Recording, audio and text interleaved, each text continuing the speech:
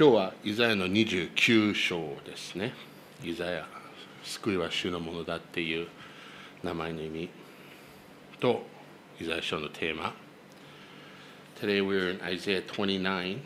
Isaiah means salvation of the Lord, and that's the theme here. And last week in chapter 28, we began this section of prophecies of the coming judgment on Israel and Judah. で、先週28章だったけど、8章からイスラエルとユダに対して神の来るべきこの裁きについての予言の話があったでしょ。イスラエルは神の民でしたね。だからイスラエルっていう意味は神様に支配されてるとか治められてるっていう意味だったけど、Israel was God's people. Their name means to be ruled by God, but because of their sin and pride, well, their sin of pride, they ignored God and they turned to idols, they turned to other pagan nations and everything. でもプライドの罪があったから神様のことを無視して助けとかを断って偶像礼拝とか他の国の方に助けを求めに行ったでしょ。だから、今日の29章を見るとまたこのイスラエルに対するこの災いの予言があります。So here in chapter 29 we continue to see these woes against Israel. And so let's look at verse 1 here. で、一節、アリエル、ダビデが陣を敷いた都よ。年に年を加え、祭りを巡り来させよ。Here it says, woe to Ariel, actually. ここに、アリエルって書いてあるんでしょうね。Ariel is actually Jerusalem. アリエルっては実はエルサレムですよ。This is the only place in the Bible that Jerusalem is called Ariel, but we know it's Jerusalem because it's the place where David dwelt. Later on, it's going to mention Mount Zion. で、エルサレムがここにアリエルと呼んでるところはイザヤ書しかないここ。でもこれはエルサレムだと分かってるのはもうダビデが陣を敷いた都って書いてある住んだところですよね。あと8節とか見るとシオン山とかも書いてある。Ariel actually in Hebrew it means has a couple meanings. The main meaning is Lion of God. で、アリエルを見るともともとヘブライ語の意味を見ると神のライオン、神の獅子ってそういう意味がある。Now when we think of lions, we think of strength, we think of power, we think of authority. ライオンっていうと多分力とか権力とか権威とかってそういうことを思い出すでしょ。We know the lion to be the king of the jungle. ライオンはこの百獣の王ってわかるでしょう。Someone's at the door. 誰かあそこ待ってるよ。入ってる。And actually the people of Israel, they thought this of themselves. で、実はイスラエルの人たちは自分がライオンだと思った。なるほどね。もう力あると思ったんでしょ、自分自身が。They thought that they had power on their own. They thought that they had strength. They thought they had authority. だから力があって権威を持ってると思ったんでしょ。But we know it was that way of thinking that actually drove them away from God, right? でもそういう考え方、そういうプライドがあったから神様から離れたんでしょうね。自分がすごいなっていうセルフイメージがあったんでしょう。They thought in their self-image of themselves. In Jeremiah chapter 2 verse 13, エレミヤ2章の13節 says, For my people have committed two evils. They have forsaken me, the fountain of living waters, and hewn themselves cisterns, broken cisterns that can hold no water.エレミヤ2の13でこう書いてあります。私のためは2つの悪を行った。命の水の泉である私を捨て、多くの水ためを自分たちのために掘ったのだ。水をためることができない。壊れた水ためを。See, here's the thing. God is the fountain, of course, of living water, right? もちろん神様はこの命の泉。でも、それいらないよってイスラエルが言った。で、自分で自分の水ためを作ろうとした。And they thought, no, we're gonna make our own. We don't need your water, God. We can make our own water. But what they end up making is, it's broken from the beginning, right? でもこういう掘った、この作られた水ためとかはもともとも壊れた状態でした。The Bible tells us that our righteousness is our filthy rags. Our best is dirty. 聖書に書いてあるのは、私たちの義は不潔な衣のようだって書いてある。だから私たち一番ベストは汚いって。だから自分が偉い、自分がいいと思っても、実は善を行う者はない、一人もいないってローマに書いてあるんですよ。We think we're good, but there's none good, no, not one, it says in Romans. We're sinners. We need Jesus. みんな罪人だ。もともと神様を喜ばせることはしない。できない。だからイエス様が必要。That's why we need Jesus to forgive us our sins so that we can have this right standing with God. We can receive eternal life. だから十字架のことは大事ですよね。それを通してイエス様を信じたら救われる。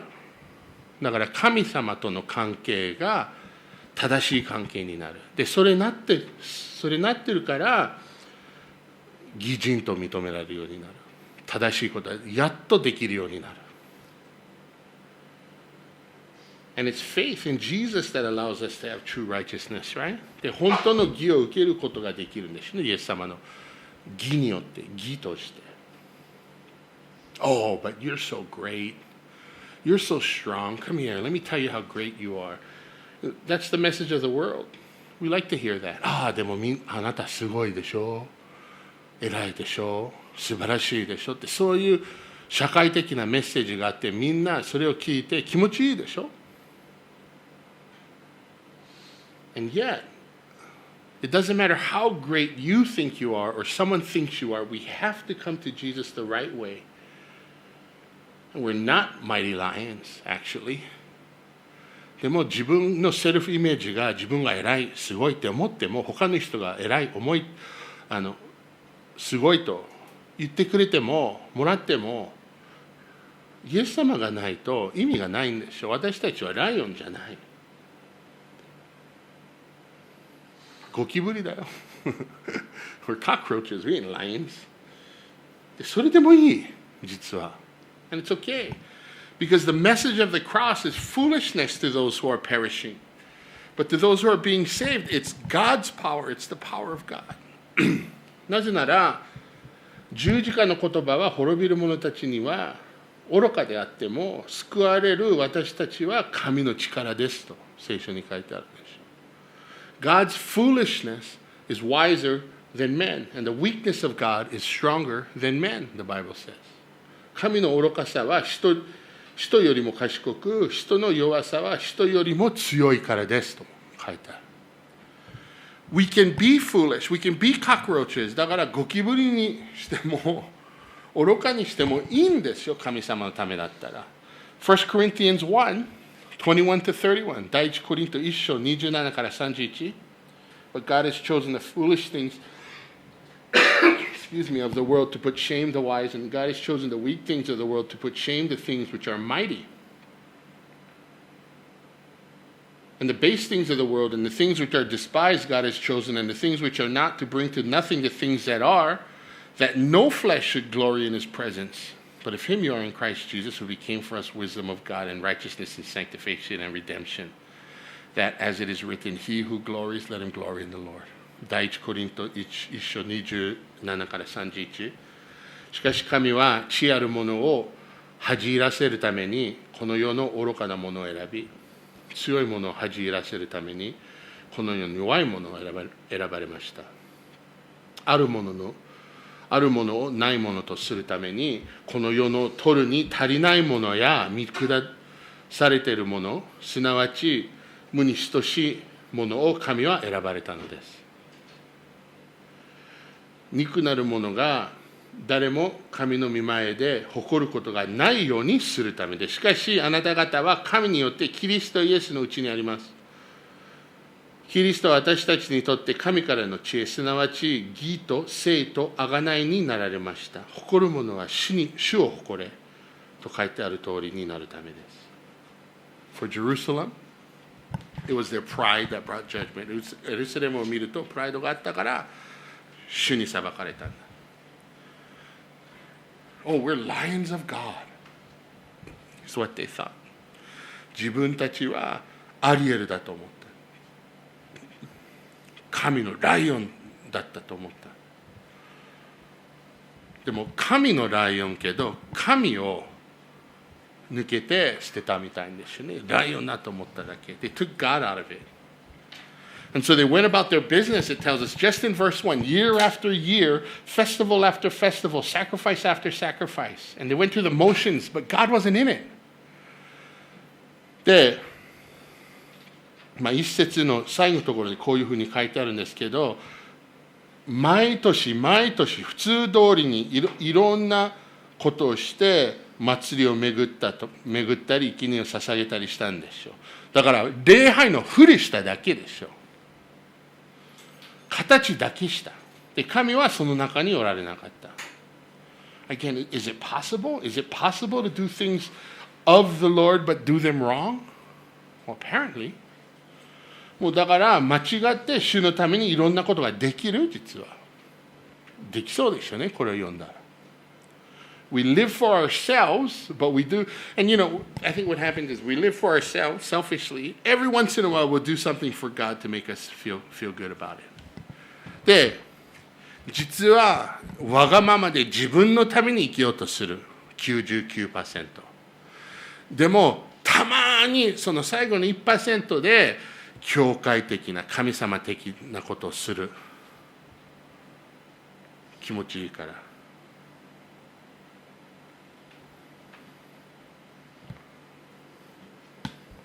The sacrifices of God are a broken spirit.A broken and a contrite heart. These, O God, you will not despise. 神への生贄は砕かれた霊、打たれ砕かれた心。神よ、あなたはそれを蔑まれませんと。詩編の51の17、Psalm 51:17 says. Obedience is always better than sacrifice. だから聞き従うことはいつも生贄より勝ってるんですよ。に勝ってるんですよ。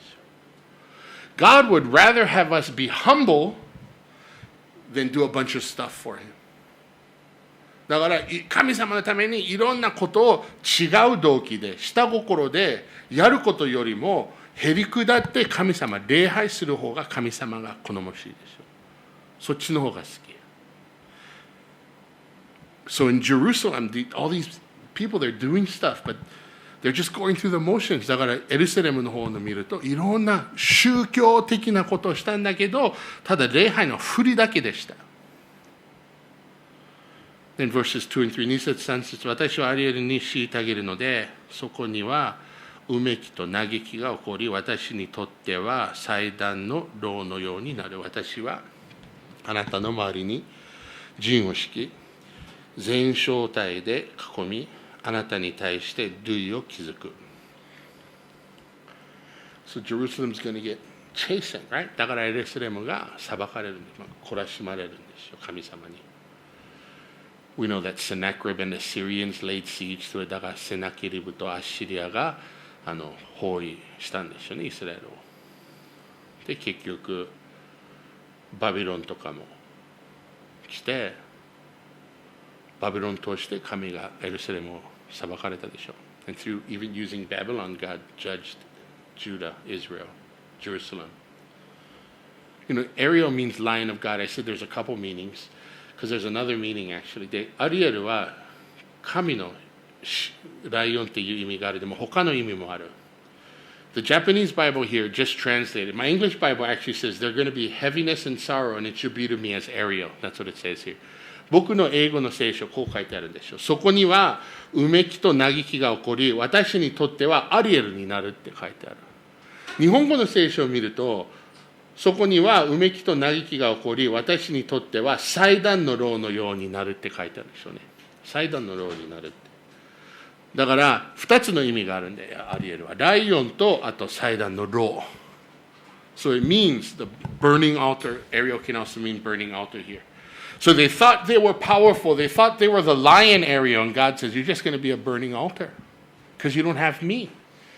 だからイスラエルがエルサレムがアリエル、ライオンだと思ったんだけど、神様がいやライオンの方じゃなくて、ただ祭壇の牢の方になるだけだよ、焼き尽くされるだけだよ。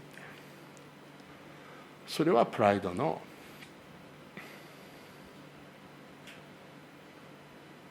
結果でしょうね。It's a consequence of pride. In verse 4、4節、あなたは低くされ、地の中から語りかけ、あなたの言葉は塵の中からつぶやく。あなたの声は死人の霊のように地の中から出て、あなたの言葉は塵の中からささやく。Again, Jerusalem thought they were so great and they had a super high self-image of themselves. だからエルサレムはすごい、自分がすごいと思って、本当にこういう高いセルフイメージがあったの、誇張されたセルフイメージがあったんでしょうね。でも低くされる。But they're going to be brought low because pride goes before destruction and a haughty spirit before the fall. でも低くされる。なぜかというと、高慢は破滅に先立ち、高ぶった霊は挫折に先立つ。Verses 5 to 8、5節から8節。しかし、敵の群れは細かい埃のようになり、横暴な者の群れを吹き飛ぶもみ殻のようになる。しかもそれは突然不意に起こる。万軍の主はあなたを訪れる。雷と地震と大きな音をもって、つむじ風と暴風と焼き尽くす火の炎をもって、アリエルに戦いを挑むすべての民の群れ、これを攻めて取り囲み、これを虐げる者たちは皆夢のようになり、夜の幻のようになる。8節、verse 8。飢えた者が夢の中で食べ、目が覚めると、その飢えは満たされず、乾いている者が夢の中で飲み、目が覚めると、実に疲れて喉が乾いているように、シオンの山に戦いを挑むすべての民の群れもこのようになる。ちょっと面白い、この5節から8節。I think it's a little interesting here. Because of their pride, we've been talking about Jerusalem's going to get judged. で、プライドがあったら神様に裁かれるよとかそういう話があったでしょ。But remember, punishment, it's not destruction. It was a chastening. でも、この裁きっていうのは、懲らしめだったんでしょう。叱責だったんでしょう。Israel was God's people. And they still are God's people. イスラエル、神の民でしたよ。今も神の民。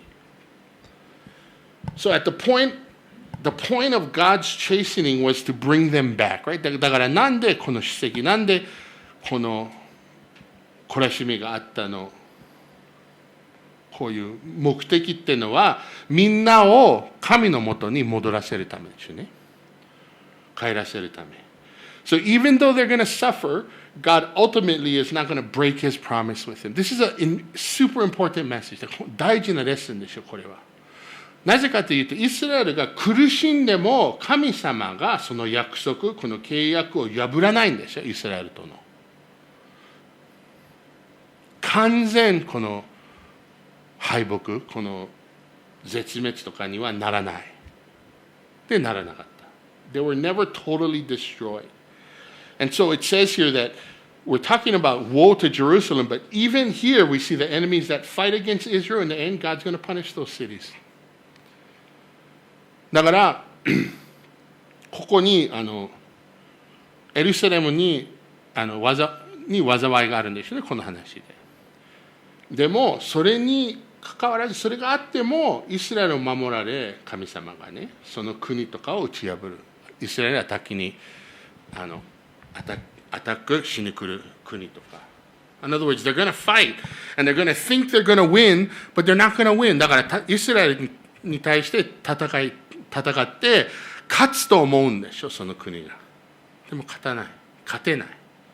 It's going to be like a dream. It says 夢のよって、夢の中になんか夢見たことあるでしょ、みんな。なんか素晴らしいことがあって起きて、で現実。You wake up to reality. Oh, it didn't happen. Oh, right? Where is it? Someone said once, I dreamt I ate the most delicious marshmallow in the world, and I woke up and my pillow was gone. 誰かがね、一番世界大きい美味しいマシュマロ食べたんだよ、夢に。で起きて枕がなくなった。そういうふうなことだよって。夢だけ。神の御心外の結果でしょうね。It's outside of the will of God, その夢は。Their dream. And God's going to be faithful to Israel. Isaiah 54:17 says, No weapon formed against you shall prosper. No woman formed against you shall prosper. No weapon formed against you shall prosper. And every tongue which rises against you in judgment you shall condemn. This is the heritage of the servants of the Lord, and the righteousness is from me, says the Lord. イザヤ54章の17節でこう書いてあります。あなたを責めるために作られる武器はどれも役に立たなくなる。またあなたを責め立てるどんな舌も裁きの時にあなたがそれを不義に定める。これが主のしもべたちを受け継ぐ分、私から受ける彼らの義である主の言葉だって。これは大事。非常に大事なこと。Super important. Because there's many people, even today, there are many people, even today, even Christians now, who believe that God is done with Israel. なぜかというと、現在、クリスチャンもこういう考えがあるんですけど、もう神様がイスラエルのことも見失ったんで、見逃したと信じてる。もう絶好だと信じてる。イスラエルが何回も失敗して、何回も同じ罪をしたから、もう神様もういいって言った。Because Israel failed too many times, they sinned too many times. So God said, well, that's enough. And so every single time after that, when the Bible mentions Israel, it's not really Israel, it's the church, is what they teach. だからその後イスラエルが出てくる聖書箇所は実はイスラエルじゃなくて、これ教会、クリスチャン、信者の話だよって教えてる、考えてる人がいるんで、思ってる人がいるんですよ。That's wrong. それは大勘違いでしょ。If God would break his promise with Israel, then he can break his promise with you. なぜかというと、神様がイスラエルとのこの契約、この約束とかを捨てたら、私たちのことも捨てられるんじゃん。でしょ？神様は嘘つきになる。God will become a liar. Now, certainly God's promises to Israel apply to believers. でもちろんイスラエルに対するこの約束とか、たくさん関する約束とかたくさんあるでしょ、聖書の中に。もちろん信者、クリスチャンたちにもこういう当てはめ適用もあると思うんですよ。でも神様は嘘つきじゃない。But God's not a liar. And he's not going to forsake us. And so he's not going to forsake Israel. でイスラエル見捨てられないから私たちも見捨てられないんですよ。真実で正しい方だから。Jerusalem will be judged. But God's still in control. だからイスラエルが懲らしめられても、裁かれても神様がそこまでおられるんですよ。大事なこと。じゃあ次まして9節10節 verses 9 to 10 going on。驚き、たじろげ、目を閉ざされて盲目となれ。彼らは酔うがブドウ酒のせいではない。ふらつくが強い酒のせいではない。血はあなた方の上に深い眠りの霊を注ぎ、預言者というあなた方の目を閉ざし、先見者というあなた方の頭を覆われた。Because of pride, because of idolatry, Jerusalem is blind spiritually, drunk spiritually. だからプライドとか偶像礼拝とかがあったから霊的に盲目、この酔っている状態になったんだよ。They couldn't see the truth. 何が正しいか、何が真理なのかって見れなくなってしまった。And it says here they're staggering around. これふらついてるって書いてある。だから酔っ払ってる状態、迷ってる状態だけでした。Like they were lost. They were just unable to make wise choices. だから知恵ある正しい選択とかできなかった。And it says here that the Lord poured out a spirit of deep sleep. で、ここで深い眠りの霊を注いだって書いてある。In other words, it was like when it came to spiritual things, it was like they were sleeping. They couldn't hear anything. だから霊的に見るとね、誰も何にも聞こえなかったんで、知らなかった。神様についてのこととか。And it says the prophets, the seers, these are all, like the ones who are the megaphone to the people for God. They didn't hear anything. They couldn't see anything either. で、ここで預言者たちとか神様の代表たちでしょ。人のために。みんなも何も聞こえなくて、何もわからなかった。コミュニケーションがなかった神様と。で、11、12、11 and 12。そのため、あなた方にとってはすべての幻が封じられた書物の言葉のようになった。読み書きのできる人に渡して、どうかこれを読んでくださいと言っても、それは封じられているから読めないと言い、また読み書きのできない人にその書物を渡して、どうかこれを読んでくださいと言っても、私は読み書きができないと答えるであろう。それは、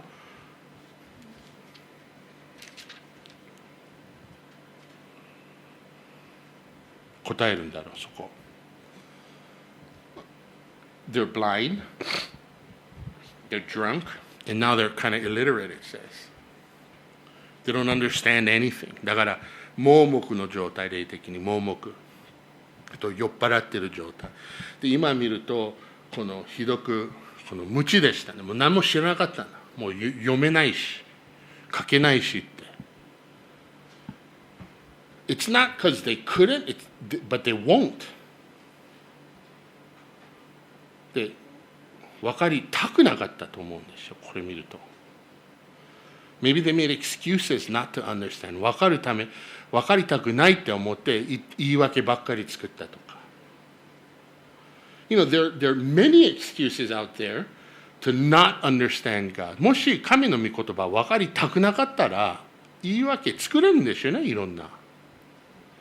Sometimes we just don't spend enough time reading it. あるとき、あんまり読んでないとか。御言葉、聖書。Or we read a little and we give up. か、少しだけ読んで、まあいいやって、分かんないからいいやって言うだけ。We don't ask God to help us. 神様に助け求めることはしない。The Bible is clear. When we seek God with all our hearts, we'll find. It says. God answers. 聖書ははっきりこう書いてあるんです。心を尽くして神求めたら見つかるんだ。But we can stop short of that easily, right? でもその寸前で止められるんで、やめられるんですよね。There's some people who just don't want to understand too. ある人はもう本当に分かりたくない聖書のこと。だから聖書は正しいと分かってるけど、ちょっと読みすぎたら自分が変わる。で、変わりたくない。そういう人もいるでしょ。There are some people who read the Bible and they know, but if I read too much, it's going to change me. I don't want to be changed.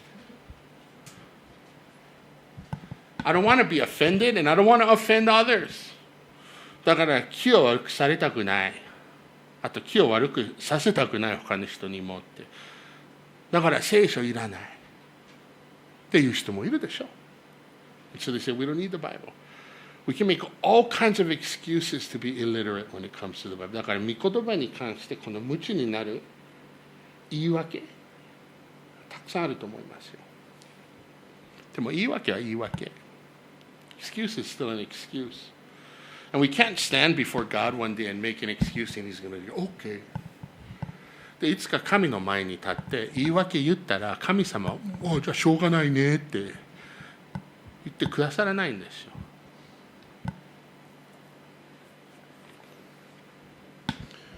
This is what we call a dull heart, a calloused heart. これはもうこういう硬くなった心っていう意味ですよ。硬くなったって英語で calloused heart。callous ってのはタコ、手にタコできるでしょ。In English we say callous. It means like the callus on your hand, right? Lots of skin. Right? When you use your hands, your hands get hard. 硬くなるでしょ、タコとかが手で。いつも、日本は握手、最近握手とかよくするけど、誰かと握手して手を触るとどんな仕事してるかってなんとなく分かるでしょって。硬い手とか強い手とか。We shake hands a lot, right? You can tell a lot when you feel a person's hand if they use a computer or if they use a hammer. You can tell. But when we ignore the Lord, what happens is our hearts get hard.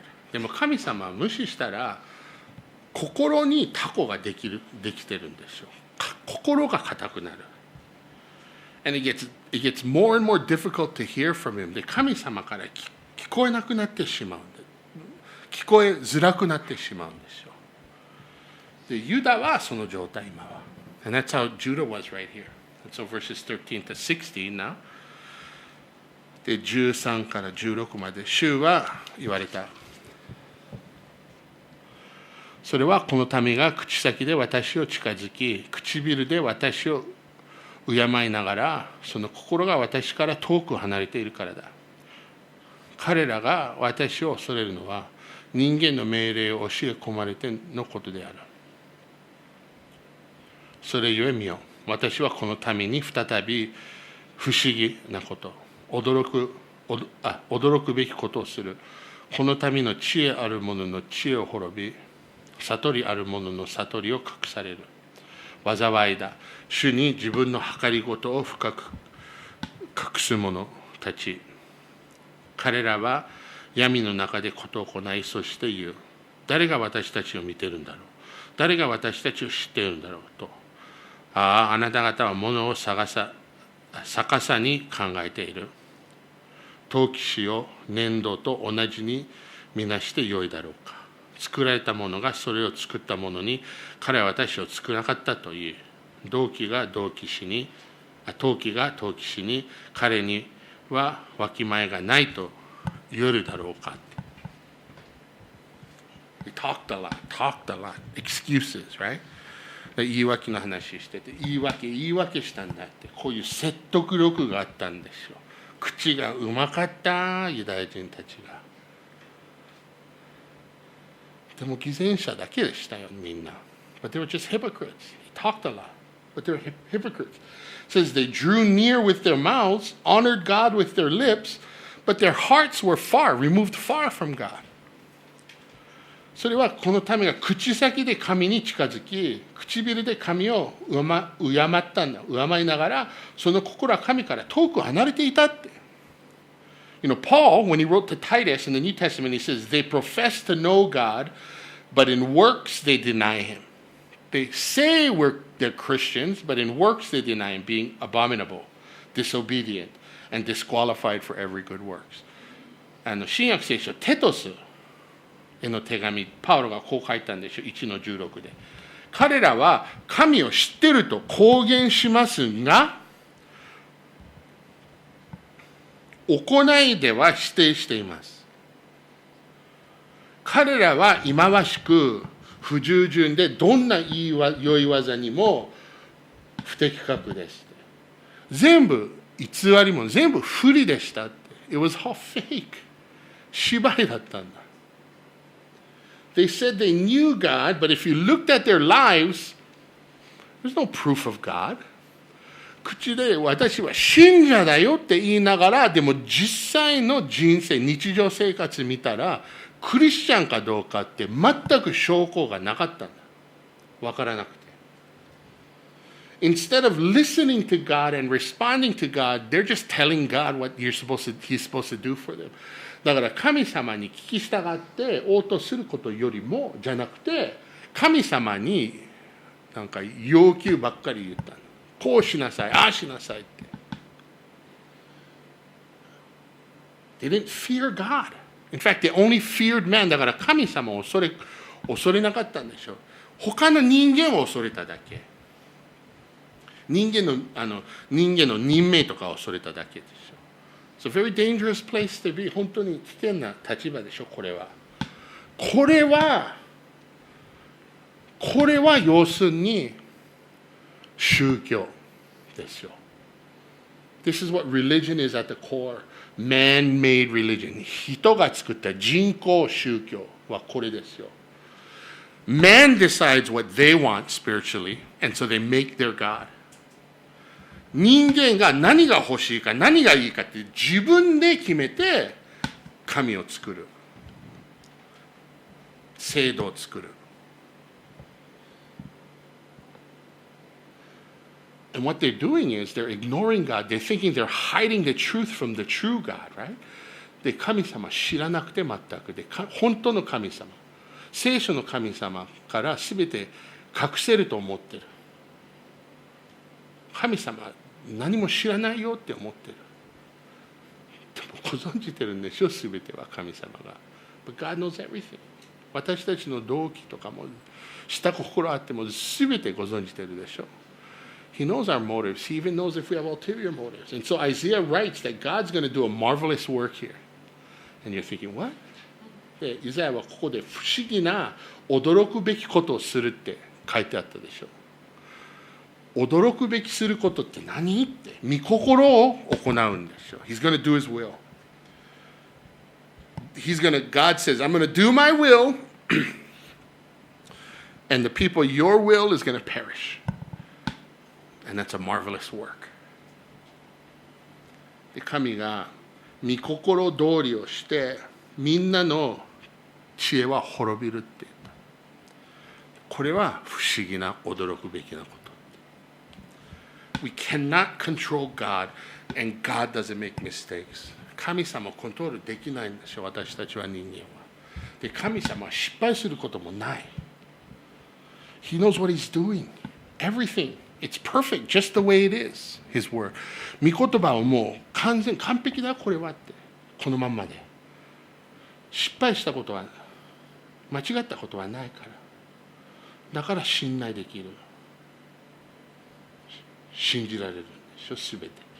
委ねられるんでしょ。この通り生きることもできると思います。I think we can believe it, we can understand it, we can live by it, we can surrender to it.Because there's nothing we can hide. Think about this. There's nothing you can hide from God. So you might as well live in the open for God. で、神から隠せるものが全くないから、明らかにした方がいいんですよね、神の前に。If we're making excuses, if we have stuff going on in our hearts, God already knows. Confess it. だから、言い訳ばっかり作ってるとか、心に何かを隠そうとしているものとかがあったら、言い表して告白した方がいいんで、神様にもう知ってるから。We don't need excuses. We don't have to be afraid when we trust him. で、神様信頼しようとしたら恐れる必要がない。If God's trying to change us, embrace it. Don't run. で、もし神様がみんな変えようとしたら、それをやらせなきゃいけないんですよね。逃げるわけはないんですよ。And if he's trying to talk to us, we need to listen. で、何かを語ろうとしたら、神様がね、私たちに聞くべきですよね。それを受け取らないといけないだけ。We need to receive it. If he wants to lead us, we should follow. で、導かれようとしたら、ついていくしかないんだ、私たちは。And we don't tell God what to do. It's not my will be done, it's thy will be done. だから神様にこうやりなさいよって言えないんですよ。私たちの心じゃなくて神の御心が行われますようにってイエス様がそういうふうに祈るべきって言ったでしょ。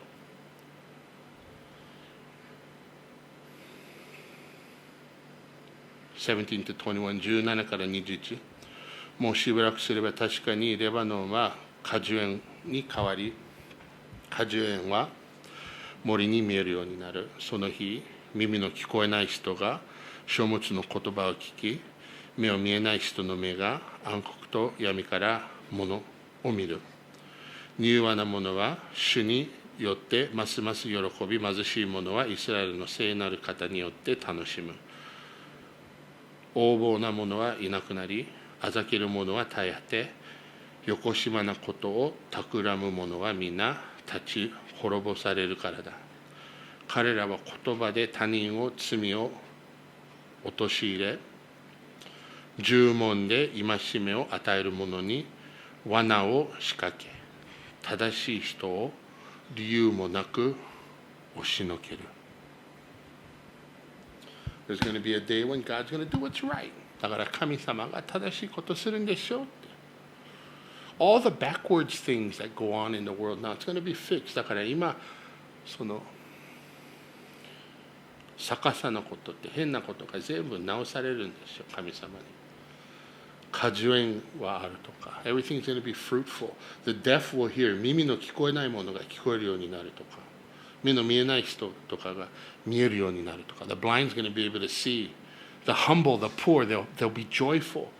柔和なもの、貧しいものは喜ぶ、楽しむって書いてあるんですよね。The terrible, the scornful, they're going to be dealt with. で、横暴なものとかあざけるものとかも対処されるんですよね、神様に。And darkness is going to be made light. 暗闇が光になる。Ultimately, this is talking about, prophecy. So this is talking about the kingdom age when Jesus rules on earth. で、これはもう予言だからもちろん、千年王国の話だと思うんでしょ。千年王国っては覚えてるでしょ。最後にイエス様が再びこの世に来て、千年ここに自分の国を樹立するでしょう。でも将来の話だけじゃないんでしょ、これは。But this is just not future.I believe there's an application for us too right now. 今も私たちのためのこういう適用があると思いますよ。When we choose to live for the Lord, when we submit to Jesus, we're going to see, we're going to be able to see, and we're going to be able to hear from Him daily. I truly believe that. 主のために、イエス様のために生きようとしたら、毎日見える神様のこととか見える聞こえるようになると思いますよ。固く信じてます、それは。喜びを受けるとか、実を結べるようになるとか。We bear fruit. We have joy. Only in yielding to God can we reap His benefits now, though. でも、委ねないと、委ねたら、すべて神様に委ねたら今、この恵みとか成果とか全部受けられるんでしょう。On TV they have these infomercials, right? Nowadays it's maybe not so much than before. で、テレビで30分のコマーシャルとか見たことある？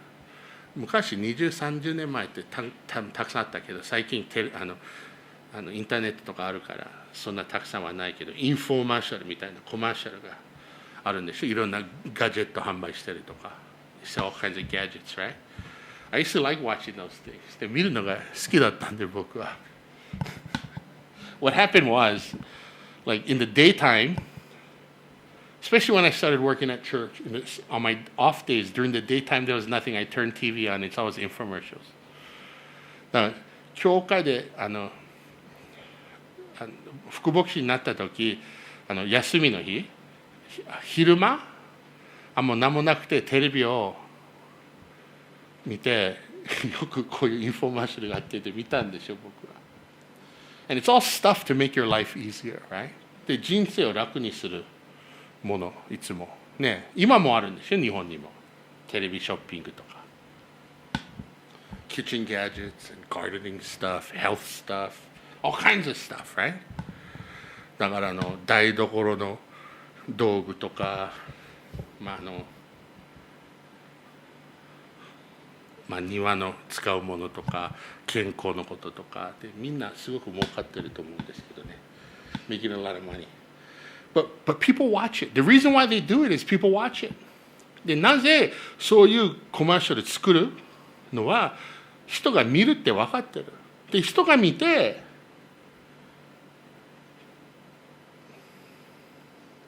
そのものを買うでしょ。People watch it and they buy the stuff. Because there's always promises attached to it. That if you buy this, this is going to happen. Life is going to get easier for you. で、いつもこの約束付きですよね。これを買ったら楽になるよ。これを買ったらたった5分で卵焼き作れるよ。わかんないけど、そういうみたいなコマーシャルがあるでしょ。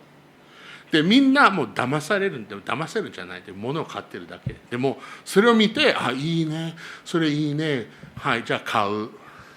で、買う。で、buy it. People are willing to spend money and time to better themselves. 自分のことを改善させるためにお金使う。時間を使う。で、神様のことは、What about the things of God? I was thinking about this. We all have a need for salvation. みんなは救いのニーズがあるんですよ。Man is a sinner on the path to eternal hell, right? Eternal death. 生まれながら人間は地獄、永遠の地獄に至る道に歩んでるんですよ。だから目の前に希望があるみたいけど、実は本当に希望がないんで満たされない心。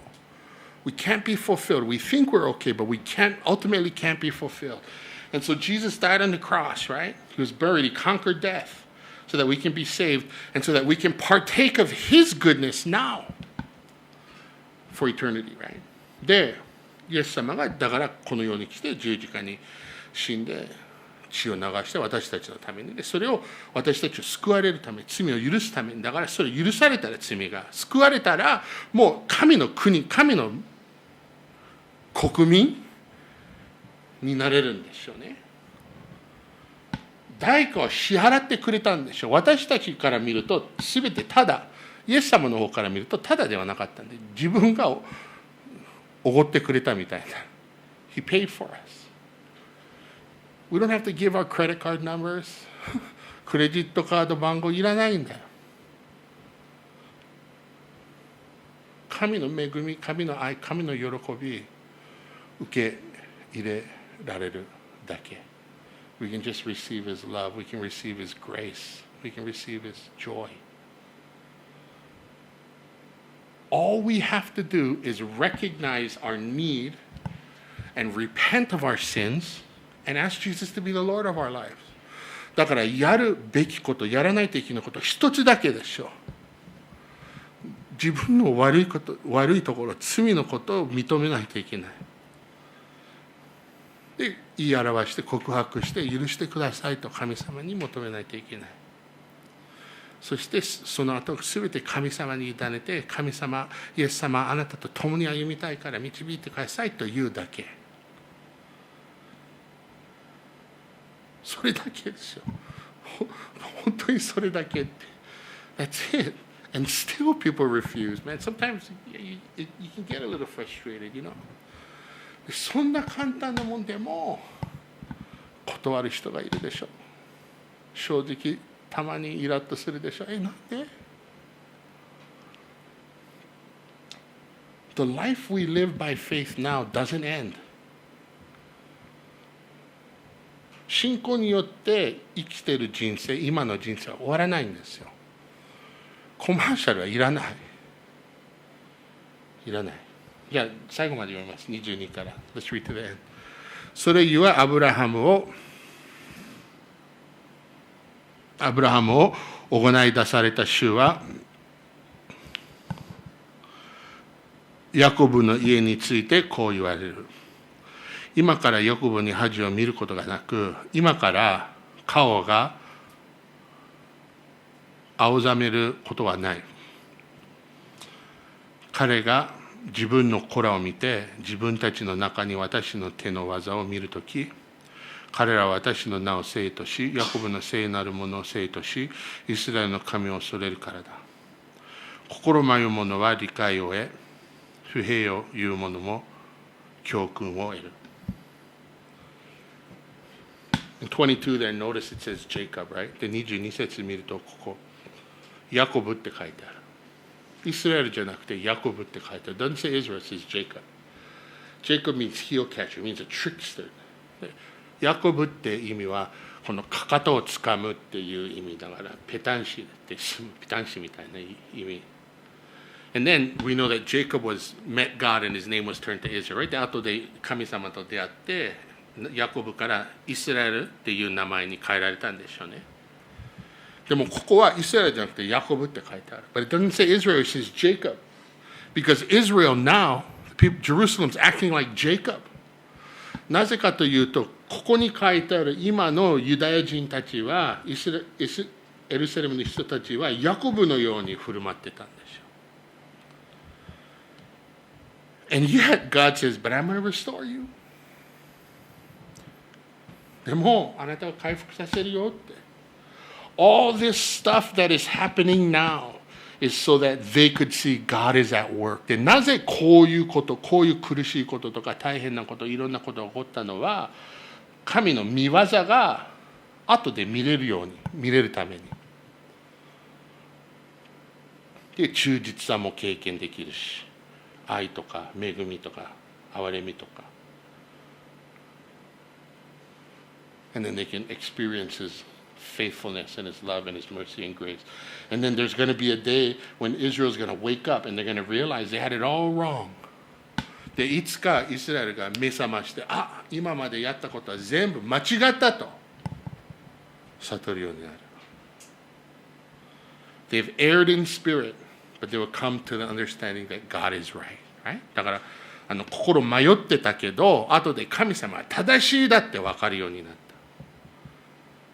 神の道が一番ベスト。神の技が一番ベスト。God's way, God's ways are the best. We have hope in Christ. キリストのうちにいつも希望がある。And like I mentioned earlier, we all have that opportunity right now. 先ほど言ったように、今もみんな希望を持つ機会があるんですよ。チャンスがある。We don't have to wait. 待つ必要がないんで、この希望を得るの。You don't have to suffer through the Great Tribulation. There's some crazy people out there who thinks, they want to go through the Great Tribulation just to show how tough Christians they are. I think it's stupid. だから大観なんで苦しむ必要がないんで、私たちは。激しい、厳しい教訓習う必要がないんですよ。ある人はそういう思ってるんだよ。教会が絶対大観難に通るよって。なぜかというと、クリスチャンの強さ、素晴らしさをみんなに見せられるんじゃないかなって。それはバカだと思う、正直。ごめんね、失礼。変な考え方、それは。God can change our lives right now. 神様が今私たちの人生を変えられるんですよ。And we can, we become a part of God, the kingdom of heaven right now. Of course, heaven is eternal. で、神の国の一人にもうなれるんですよ。もちろん永遠に続くんですよね、天国っていうのは。だから神様に委ねましょう。今日終わりにします。祈ります。This is where we at. Let's pray.